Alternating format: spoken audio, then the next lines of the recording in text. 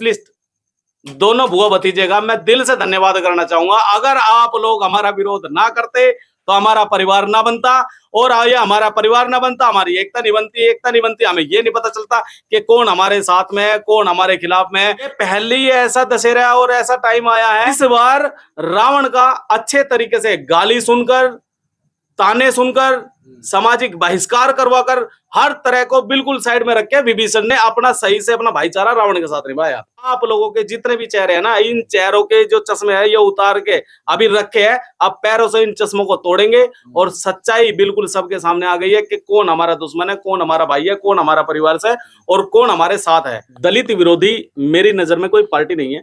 दलित विरोधी मेरी नजर में हर वो शख्स है जो ऐसी जातिगत मनुवादी मानसिकता को लेकर किसी भी हमारे दलित भाई को, बहन को या किसी भी दलित व्यक्ति को प्रताड़ित करता है। मैं किसी पार्टी विशेष से नहीं कहूंगा। एकदम आश्चर्यजनक वाले रिजल्ट आए हैं। बीजेपी खुद शॉक्ड है कि ये हमें एकदम से कैसे बोनस मिल गया।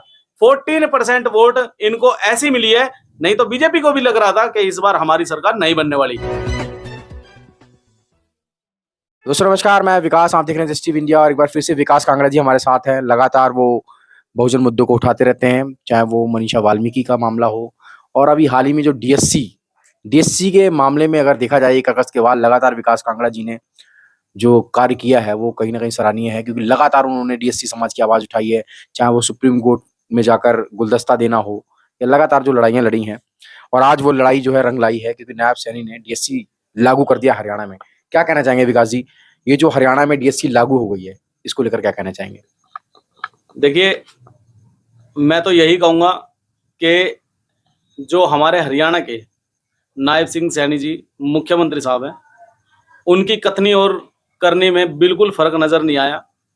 और ये बहुत ही अच्छी बात रही हमारे समाज के लिए, खास करके वाल्मीकि समाज के लिए, कि आज पहली बार एक ऐतिहासिक शपथ ग्रहण किया गया।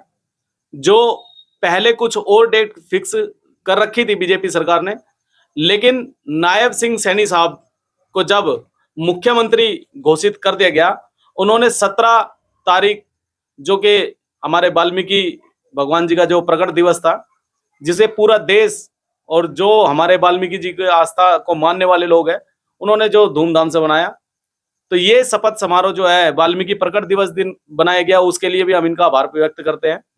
दूसरी बात कि जो डीएससी लागू करने के लिए हमारे मुख्यमंत्री साहब नायब सिंह सैनी जी ने जो कहा है, मैं कहता हूं कि अगर उन्होंने डीएससी समाज के लिए इतना किया है, पसीना बहाया है, तो हम एक खून का अपना एक कतरा बहाने के लिए उनके लिए तैयार है।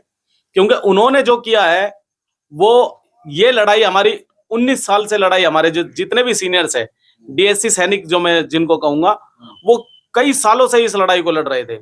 और इस लड़ाई को लड़ने के लिए अभी बीच में आपने भी देखा होगा कि मैं दूसरों की तो क्या कहता हूं, दुश्मनों का नाम क्या लेना, हमारे ही कुछ विरोधी जिन्हें हम कहते थे हमारे ही लोग, बड़े भाई, सबसे कोई बड़ा भाई छोटा भाई नहीं है, हमारे लिए कोई बड़ा नहीं है, बड़े हम है, ठीक है। और हमने करके भी दिखाया।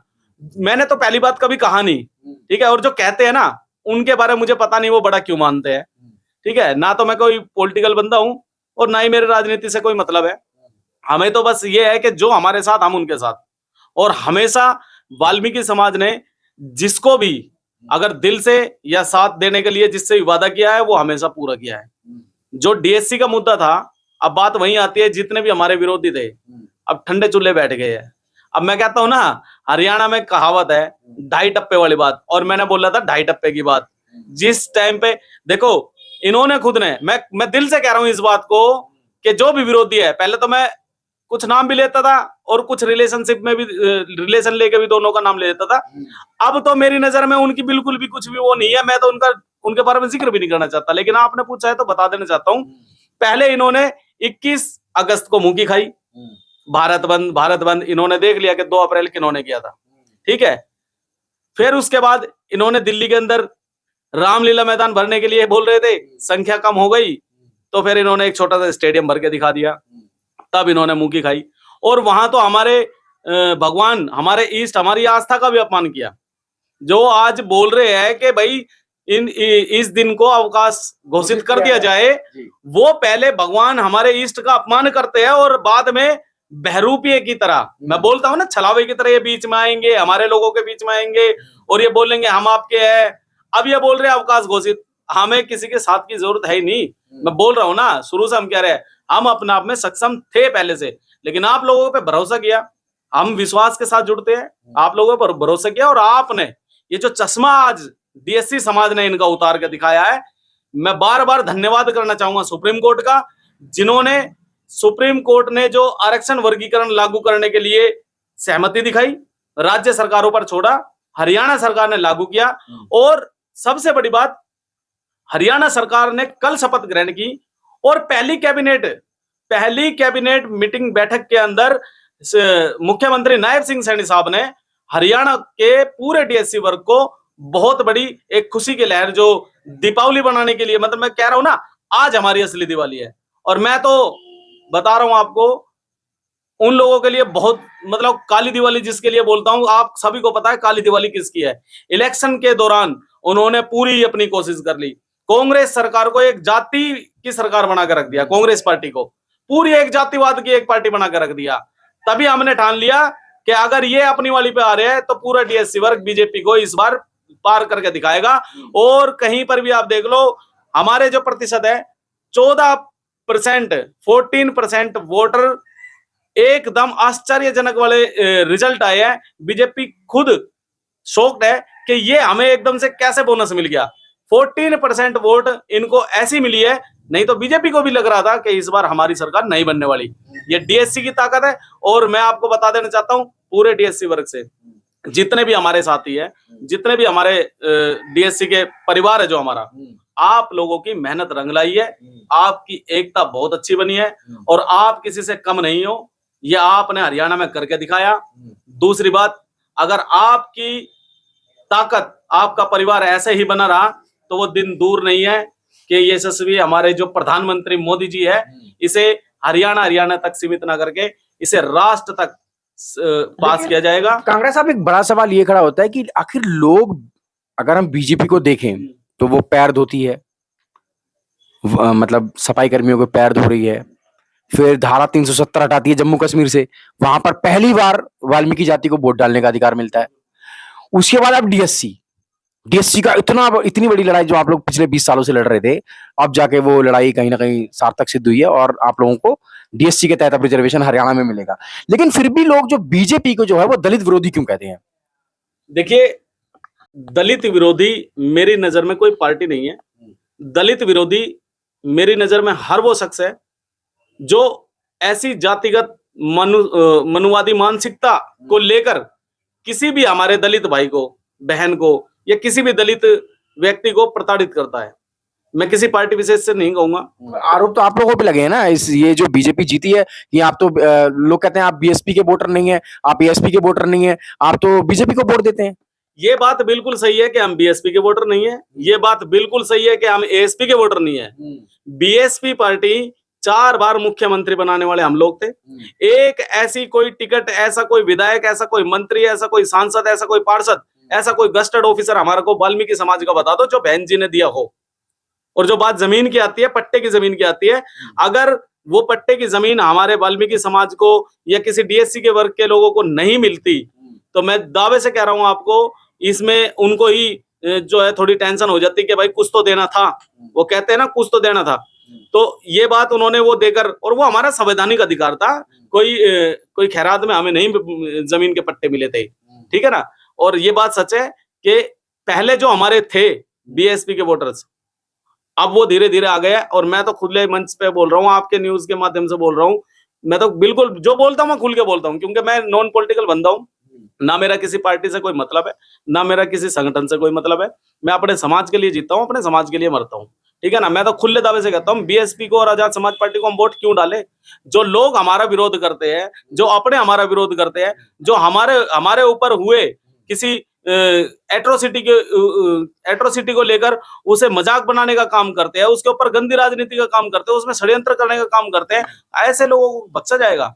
मैं तो बिल्कुल बाइकआउट करता हूं। और जितने भी मेरे चाहने वाले लोग हैं, मैं तो उनसे भी बोलता हूं। चंद्रशेखर वाल्मीकि जयंती के लिए आपको पता है वो लेटर दे चुके हैं, राज्यपाल से बात कर रहे हैं, कभी राष्ट्रपति से बात कर रहे हैं कि उत्तर प्रदेश में जो है वाल्मीकि जयंती के दिन अवकाश होना चाहिए, तो फिर इसको आप कैसे देख रहे हैं फिर? देखिए, पहली बात तो मैंने बताया था ना, बहरूपिया, ठीक है ना, हर बार मुंह की खाने के बाद में कुछ ना कुछ तो ऐसा करना पड़ेगा कि हम मतलब वाल्मीकि समाज के अंदर कुछ ना कुछ दोबारा वापस आने की कोशिश करें। भैया, ये बहरूपिया है, मैं अपने समाज से कहूंगा कि इनकी बातों में जाने की बिल्कुल जरूरत नहीं है। अवकाश घोषित करना और हमारे इष्ट को अपमान करना, ये दोनों अलग बातें हैं, ठीक है ना। एक जगह आप हमारे इष्ट को अपमानित करते हो, उन अभी जो इन्होंने स्टेडियम के अंदर प्रोग्राम किया, वहां पर सभी महापुरुषों की तस्वीरें थी, हमारे वाल्मीकि समाज, वाल्मीकि भगवान की, हमारे इष्ट की, हमारी जिनमें आस्था है, उनकी इन्होंने फोटो तक गायब कर दी।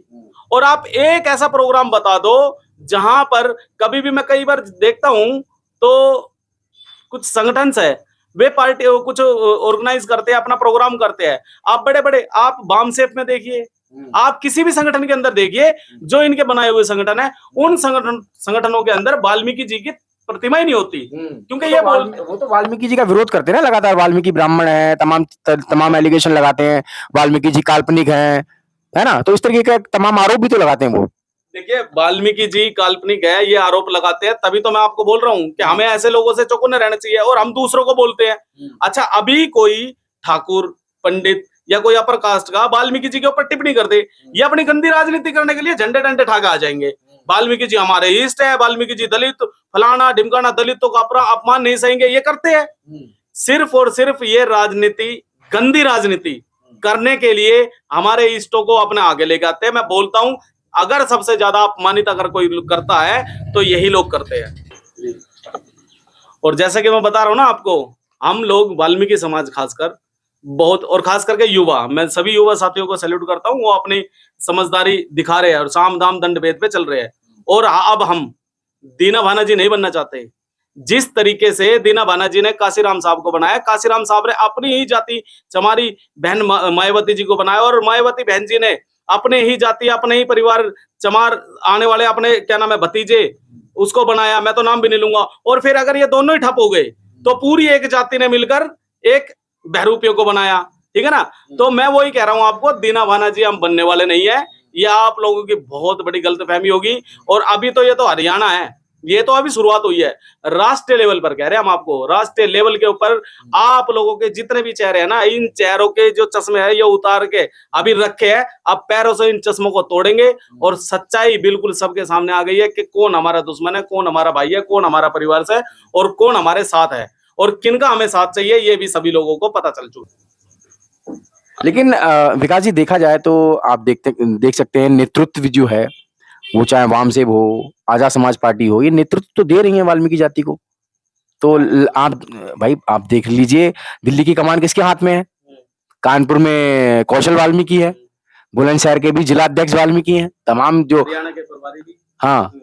तो फिर और लगातार आप लोगों को नेतृत्व करने का मौका मिल रहा है, फिर आप लगातार इस तरीके के एलिगेशन लगा रहे हैं। विकास जी, जब बात आती है मलाई लूटने की, और बोलते हैं ना, वो चाय वाली कहावत है, जो चाय के ऊपर की जो मलाई होती है वो ले लेते हैं, और जो छोटी सी परत होती है वो वाल्मीकि समाज के लिए होता है।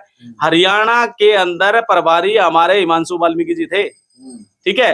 अध्यक्ष अभी बीच में ये मेरे ही पड़ोस का ये है व्यक्ति, उसको बना दिया जाति, अपनी जाति का, ठीक है, टिकट बंटवारे पे, मतलब मान लेने के टाइम पे अपना मीठा मीठा गपगप और कड़वा कड़वा थूथू, ठीक है। इन लोगों का हमेशा यही हुआ। बीएसपी पार्टी ने जिले स्तर के जितने भी अध्यक्ष थे उन सभी को अध्यक्ष बनाया, लेकिन जब टिकट बंटवारे की बात आती है तो इनको बिल्कुल साइड में कर दिया जाता है। मैं आपको बार बार बोलता हूं, हमारे लोग जितने भी है, मैं हमेशा बोलता आ रहा हूं ना, ये पहले ही ऐसा दशहरा और ऐसा टाइम आया है, इस बार रावण का अच्छे तरीके से गाली सुनकर, ताने सुनकर, सामाजिक बहिष्कार करवाकर, हर तरह को बिल्कुल साइड में रख के विभीषण ने अपना सही से अपना भाईचारा रावण के साथ निभाया। ये मैं खुले तौर पर कह रहा हूं। तो लड़ाई बड़ी है विकास कांगड़ा जी, आगे की रणनीति क्या रहेगी? क्योंकि डीएससी हरियाणा में लागू हो गया, पूरा देश अभी बाकी है, और जो सरकार भारतीय जनता पार्टी की सरकार हरियाणा में लागू करती है, तो भारतीय जनता पार्टी की तो सरकार और राज्यों में भी है। तो क्या लग रहा है आपको कि मोदी जी इस बार इस ओर भी ध्यान देने वाले हैं? देखिए, लग नहीं रहा है, होने वाला है। अगर नहीं होगा तो करवा के रहेंगे। मैं हमेशा बोलता हूं ना, साडा हक एथे रख। अभी साडा हक एथे रख नायब सिंह सैनी साहब ने दिया है। अभी पंजाब, यूपी और राजस्थान। लेकिन दिल्ली दिल्ली पास में है कांगड़ा साहब। देखिए दिल्ली तो बिल्कुल नजदीक है, दिल्ली तक हम इसलिए नहीं जा रहे क्योंकि हमारा मेन, अभी मैं बता रहा हूं ना आपको, थोड़ा उन विचारों को काली दिवाली बनाने दो। अभी बहुत बड़ा, उन लोगों को बहुत बड़ा एक चेंजिंग, एक बदलाव देखने को बहुत जल्दी मिलने वाला है दिल्ली के अंदर ही। वो बोलते हैं ना रामलीला मैदान भरेंगे, ये करेंगे वो करेंगे। मैं कह रहा हूं जितना आप रामलीला मैदान के लिए इतना संघर्ष कर रहे थे, जींद के महासम्मेलन से देख के आप लोगों को सीख लेना चाहिए और बार बार अपनी बेइज्जती ना करवाए तो ठीक ही है।